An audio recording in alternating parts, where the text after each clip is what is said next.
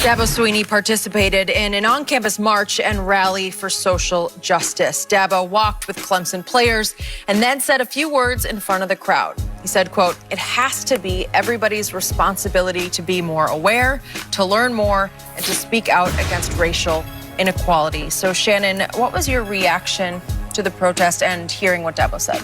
Protest, I love the protest. The students, the athletes that organized this, it was well done. I commend them for that, Skip. Obviously, it was a lot on their mind, given the situation with the John C. Calhoun building being renamed. And those guys, and so in hearing Mike Jones, I'll talk about him a little later, one of the linebackers, Skip. And so I commend the student athletes. I commend the students that were there and showed up to hear what these young men had to say. Dabo could have stayed home. I already know how he feels. Dabo had an opportunity in 2017, 2018, 2019 to take a stand. Dabo is one of these guys, Skip, okay, what's the least I can do, Skip, to get the most bang for my little participation? Because he still has that fan base. Skip, I can't rile them guys. I'm in South Carolina. I can't rile them up. So, but I want to show that I do have a little empathy for my players. And Skip, he gets up there and says, Black Lives Matter equally. Skip, if I'm a keynote guy, the American Cancer Society asked me to give a keynote. And I'm up there speaking. And I'm like, by the way, heart disease matters equally. Mental health matters equally. What? People look at, what? He couldn't even bring himself. Black Lives Matter, leave it alone. That's not in him.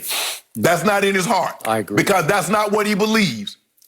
Dabo doesn't believe racism exists. He believes that because some blacks have become more prosperous, that's good enough, guys. What are you complaining about? And some guys will only ever see it as Dabo sees it. Right, bro. I mean, I did help you out. I mean, look, I give you a scholarship. Almost like this Donald Sterling syndrome. I gave you a scholarship. You become doctor, you become lawyer, policeman, fight, whatever. Dabo, it's a trade-off. Yeah.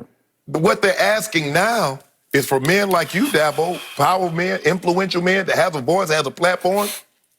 These men and women probably will never be able to do anything for you, Dabo. They won't win your game. Half of them probably won't even show up to a ball game. But that's what they're asking from you. So for me, as I said before, Skip, this is a moment of convenience. When it was controversial, when it was hard, and he could have made a stand, he told you how it felt. I don't like Neil. I don't like that. And if you don't like it, leave the country. That's what Dabo said. He said it. And when they asked him about it 2 weeks ago, he said it was harsh. Didn't say I was apologized. I was wrong for that. That's not what he did. Nope. So I'm good. We already know. Dabo is in his place. He's doing the bare minimum. What's the bare minimum? You got to get maximum amount of work for the bare minimum effort that I'm going to. Oh, did you see Dabo? He marching with his players.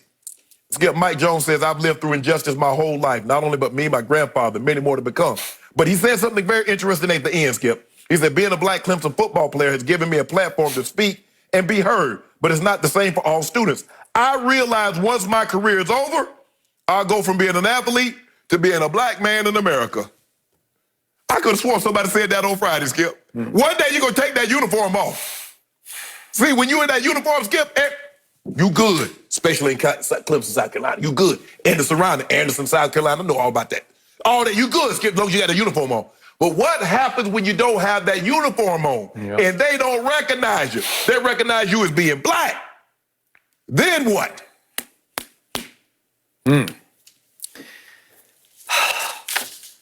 When Dabo Swinney posted his first video, whenever it was, a couple of weeks back, the first thing I seized upon, the first thing I brought up to you was Black Lives Matter equally.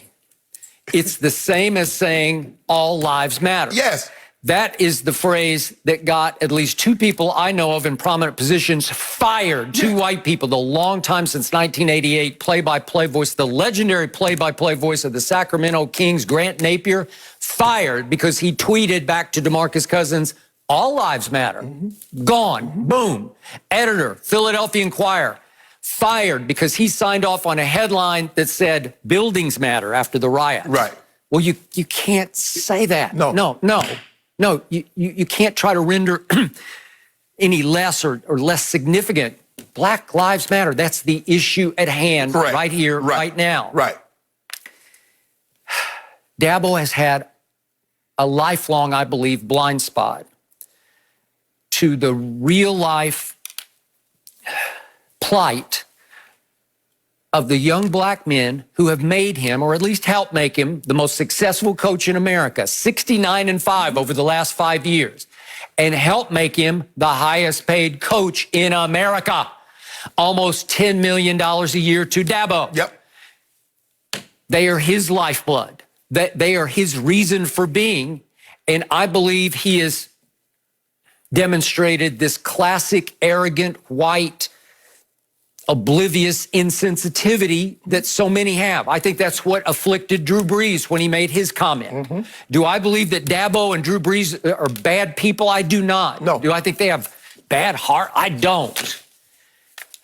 Dabo is Christian. He wears it on his sleeve. Got it. Take nothing away from that. But he is constantly praising God. All glory be to God. And I did like one thing he said, one silver lining quote within the framework of what he said at the protest the other night was, I believe with all my heart that God stopped the world in 2020 so we could all have perfect vision and see social and racial injustice and the changes that need to occur in our society. So he's saying that the pandemic came to make us all stop and go home. Mm-hmm. And then George Floyd got murdered to make us all wake up and say, aha, while we're quarantined, while we're a captive audience, he's saying that God said, you will see the light here because you can't help but see the light now because you don't have anything else to distract you from the light. Right. So I liked that part. But to your point, do I trust that he saw a little bit of light? Maybe a little bit. I don't know that because I can't speak to a man's heart. I can speak to his actions. And if you wear a T-shirt just 1 week ago that says football matters, you ain't got it, man. Right. You're out of it. You're completely out of touch. And you're basically disqualifying yourself because you're just telling us in 2 words what your life is all about. All that matters to you is football matters. Right. John C. Calhoun doesn't matter. Protesting John C. Calhoun back in, 2016? Right. Did not matter to him. Yeah, 2017. 2017, yes. Yeah. Again, some of his players wanted to go join in the protest. He said, you're not just some run-of-the-mill student. You better be careful what you're getting involved in because the spotlight's going to go on you. Right. Well, he's saying, don't go risk that. We're a football team. Yeah. All that matters in Clemson is football matters. Yeah. Not you protesting. Right. What does that matter? And John C. Calhoun name been on that building for umpteen years. I mean, what is that? Come on, what does that matter? And then the N-word incident on the practice field, he just didn't get it. I'm not sure he still gets it. He didn't manage that situation correctly. I think it was left stuck in the craw of a lot of players who now became ex-players. And they didn't love it. And they shouldn't have loved it because it wasn't the right way to handle that situation. No white man can ever say that word under any circumstance. Right. I don't care. You can't qualify or disqualify. It's not a teaching moment. No, it's not. It's not a teaching moment. He just didn't get it. So is he getting it now in bits and pieces? Was it convenient for him to march the 2 miles from the stadium to wherever they held the end of the protest? Yeah. Right. Did he feel obligated to do it now? Was he under fire to do it? Yeah, probably. It was convenient because everybody was like, oh, this. So, I mean, my base can't give me that hard of a time, but I'm going to say a few things. Skip, Dabo doesn't realize he benefited.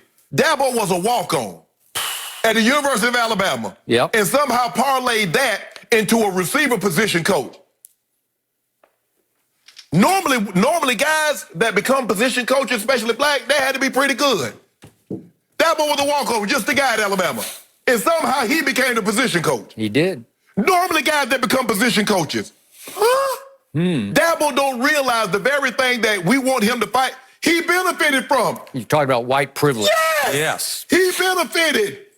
Agreed. Became an offensive coordinator. Yep. Became the highest paid head coach. Yep. He benefited to that. Ain't no black rising up through that. Not like that. Not that meteoric rise. No. Not like that. You're gonna have to pay more dues. They can barely get a job, let alone walk on. You're gonna be a position coach for about 15 years. You're gonna be an OC for about 4 years. So by the time you go a head coach, you about 25 years in the game. He don't even see it. He doesn't see that he benefited from being white. He doesn't even see it, Skip. Because you know why? Because he's been white all his life, and he think he been doing it on merit. That's what he think. He do. He's also the king of what has become, you could argue, the greatest football kingdom in America. Yeah. Clemson. Oh, yeah, he's the greatest football coach. I mean, before him, it was Danny Ford. And no. It's him. Well, It is not even close. Not only 69-5, he's been in 4 championship games and won 2 of them. Yes. Wow. Yes. That'll work. But does that give you a pass? No. No. Hell no.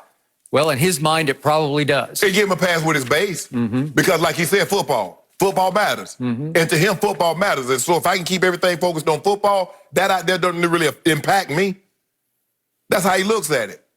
But I wish him the best. Well, I do too. And I say God bless him, and I hope his mind has been opened.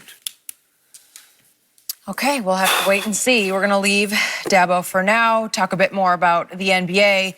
Does the NBA actually march to the beat of LeBron's drum? We're waiting to hear from LeBron and what he has to say. We'll discuss next.